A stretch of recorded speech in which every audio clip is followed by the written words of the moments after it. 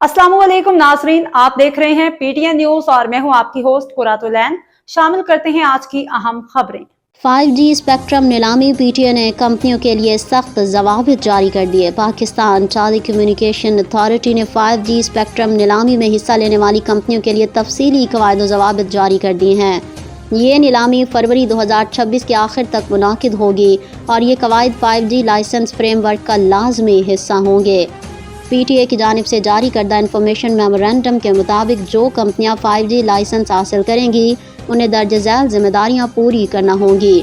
हंगामी खदमात फराहम करना, कानूनी असूलों के मुताबिक लॉफुल इंटरसेप्शन की पाबंदी करना, तमाम सार्फिन को बगैर किसी इम्तियाज़ के बराबर खदमात फराहम करना, सर्विस के मयार, दस्तियाबी और एतबार को बरकरार रखते हुए कौमी सलामती के तकाजे पूरे करना, रेगुलेटर्स को ज़रूरत पड़ने पर अपना रेडियो साजो सामान चेक करने की इजाज़त देना।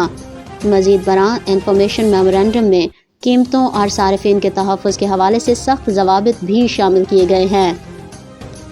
टेलीकॉम कंज्यूमर प्रोटेक्शन रेगुलेशन 2009 की पाबंदी, कीमतों का मुनसिफाना तयन, ऐसे तरीक़ेकार से गुरेज जो मुकाबला जाती माहौल को नुकसान पहुँचाएँ। न्यूज स्टूडियो से फिलवक्त के लिए इतना ही। मज़ीद खबरों और अपडेट से बाखबर रहने के लिए देखते रहें पीटीएन न्यूज।